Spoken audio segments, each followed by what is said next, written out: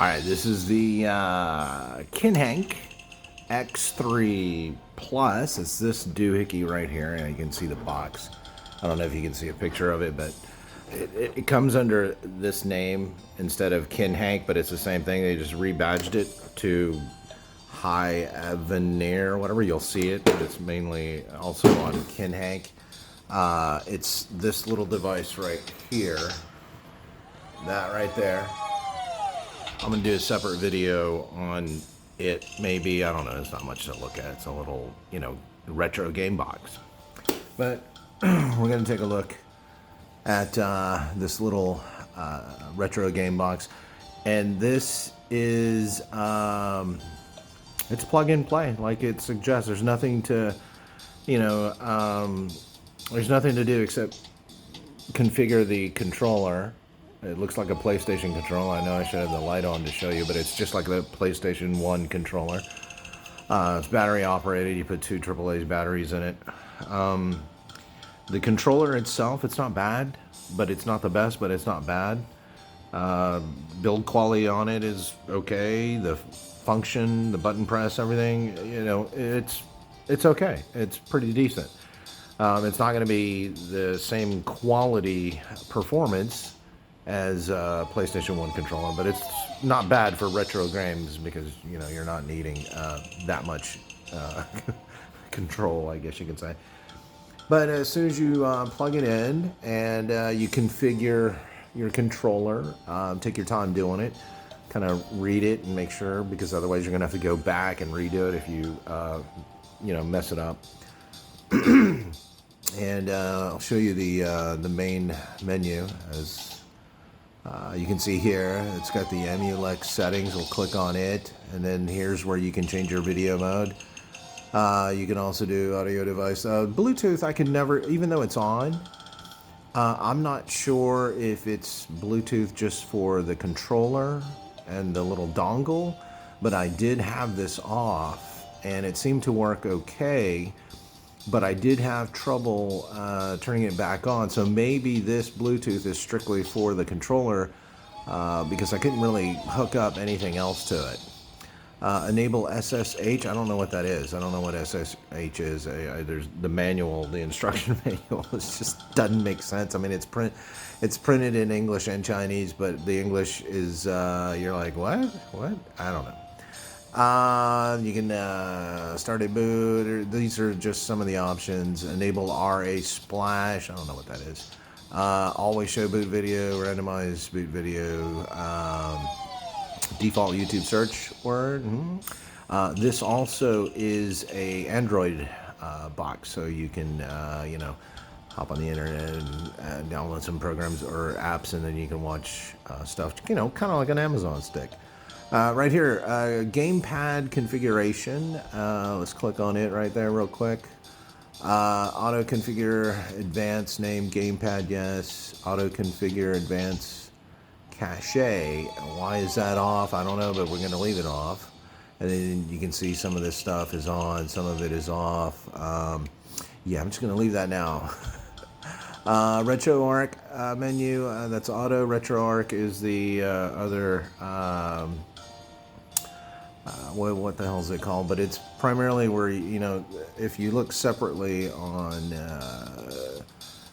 that platform, that website, they have an app, and you can download all kinds of games if you want to load it up onto your memory card. External mount options, what is this? External mount, auto, select the mounted drive to be used for ROMs. Retry times, force my, yeah, we're going to leave that alone. Danger zone, what the hell is danger zone? Cloud backup, no, I'm not going to mess with none of that. I'm not going to connect to the internet because this device came from China, and I'm not going to, yeah, I'm just not. Who knows if they got some embed in there and you're connected to the interweb and then they send whatever to them. No, I'm not doing that. Game settings here, you got all this stuff. Game aspect ratio, smooth games, enable raw bezel. Okay, that's on the sides and you can see that. enable max performance. All of this, I haven't changed. It's straight out of the box, except for latency reduction. I put that on 1. Some of the games does have a little bit of skipping, jittering, stuff like that. So I put that on 1, and it seemed to make it better. Use second and all this stuff is pretty much just same settings out of the box. AI game transaction, I'm going to leave all of that. But it's just a brief look at the main menu. Here's the UI settings. If you have it on Crystal, it's going to show the way it does. If you have it on this theme, it's a different look, but we're going to leave it on this one on Crystal. It actually looks better. I'm not going to show you the other one. These are just some of the settings that you can mess with. And controller and Bluetooth settings, controller mapping. This one, you click on it and you get to map your controller. Just take your time doing it. I'm not going to click on it because it'll have me go through it, and I don't feel like doing it. Sound settings. It's just some of the things. Okay, we're going to look at the games. We're going to focus on the games, and you can set this up to show whichever one that you want it to start on. Like if you want it to start on all games, it'll start on this. And we'll click on all games because it'll probably show you all the games that's available. Well, there you go, like over 114,000 games. You can see here, they give you a little preview of the game, and it's very old, very pixelated and blocky. And you kind of look at the on the right here, some of these games are listed over and over, and some of them are different versions. They're from different countries.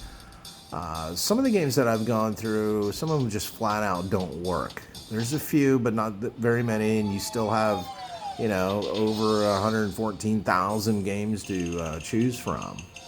And then you can kind of get an idea by looking at the type of games, the picture on that corner, what type of games. These are really retro, going way back, really old. That's just to give you an idea. But let's go through something that's a little bit more, I guess, not as old as these. And these are some of the platforms that you can see on the bottom.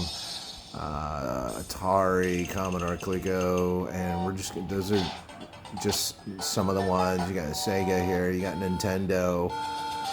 We're gonna go to let's see here. Let's go to Nintendo. Let's see, this one here or Hacks. Let's go to the Hacks. Let's check this out. Let's see what this is about. And look at the game. You can see, very old, and it's coming from that Nintendo console. Some really old games. There is one, I kind of want to show you, it's not listed on here. Let me back out. Let me show you here. It's on what's considered this vertical platform, and I don't know if I can show you because YouTube will probably not allow me to show you. Let me see if I can find it here real quick because, man, there's so many games to go through. But I found this one. I can't even remember the name of it now. But as you can see, there's a lot of games that are just, redundant. Some of them work, some of them don't. It's okay. But as you can see, I'm scrolling down. Let me see if I can find it. I think it's some weird title, and I know it's under this section. But as you can see, as I'm scrolling, there's a lot of games, and I think it's something called something Girl or something like that. Let me see if I can find it real quick because nobody else is showing it, and I, of course, want to show you And for this reason, it would probably make a lot of people want to buy it. But then again, I mean, a lot of retro gamers, they probably already know about it. And let's see if I can, we're in the D's. Look at all the Donkey Kong games that are on there, right? Donkey Kong, different versions, different sets. But you can see some of them are different, some of them are the same thing, some of them are exactly the same thing except in a different language. We're in the E's now. Here's the F's. There we go. Okay, these are some of the games that other people don't talk about. This one here, Fantasia. And if you look at the picture over there, you kind of get an idea. and this is some of the stuff that the other no one else is kind of showing, but these type of games here, let's just say they're not for kids.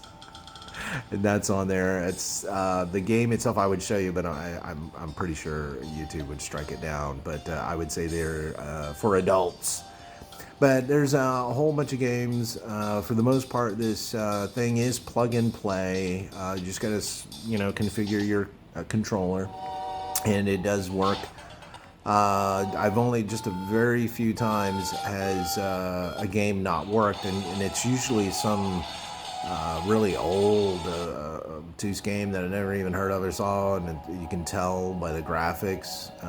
So it's not worth even bothering her about. But the price point on this thing, this thing comes in about $170, $180, but you can usually find it on sale or with a discount coupon rather for, you're talking about $150. I think the price point, I think it's a little bit too high for what you're getting. I know the big draw is the sheer numbers, but there's, for that money, you would think that it would work a little bit better because it is kind of finicky, but once you get the hang of it and you know how to navigate and everything, it's not that bad. But there are some games that you might see on other retro game consoles that you don't see here. Like this right here, this is the Dreamcast, and you got Crazy Taxi, Dead or Alive, you got these games, and they do look pretty good. I'll click on one of them to show you. But going through the list here, like one of the games that I would have liked to have on here was like that boxing game called Ready to Rumble, but it's not on here. But some of these other games, not that bad. We'll click on one. This one I haven't checked out yet. This is a game in Japan, Ikaruga. I don't know. Let's click on it. Let's find out what this is about, and we'll kind of check this one. I see it's Ken Hank, and you're going to find that on a lot of them. But here we are, and this is the Sega Dreamcast, and we got the frames per second up in the top right hand corner. This one's running about 24 frames per second, and it's in Japanese because it's a Japanese game. On some of the games, there's a disclaimer that this is, for not for use out of the country, and in the country of origin is like, Japan or something. But hey, I live in America and I got it and I'm playing it. What you gonna do about it, right? So I don't know what that says. I don't know what we're waiting on. Now it's pushing 30 frames per second, and let's see if I can hit the start. There we go. Let's get on with it. Let's see what this game is all about. Oh, okay. I'm gonna press the start button. Let's start the game. Let's get it on. Let's see what this is about. Let's go to easy mode because I don't know what this is. We'll click on that one. I don't know what it says, but we'll click on it and we'll start. Look at the graphics there. All right, look at the frame rate pushing 23. See how it's a little bit jittery there? It wasn't smooth. And there we go. We're gonna battle. We're gonna shoot. Oh, there we go. I can just hold down the button. It's one of those games, arcade style, just blowing stuff up. It's running pretty smoothly, 20 frames per second. Just a little bit of hiccup there, a little bit of hiccup there. So you can play with that one setting that I showed you earlier. You can kind of play with it, but for the most part, it runs pretty smooth. It runs pretty decent. And there we go. There's the gameplay, the action, the sights and sounds. It's not bad. It's not a bad little game console, especially if you're a retro game aficionado or whatever. It's not bad, but there are other ones out there that are better. but they do cost more because you're entering like a mini PC world. But this simple plug and play, it is not bad at all. It is not bad. I do think that it could probably use a price drop. Whoa, oh, I blew up.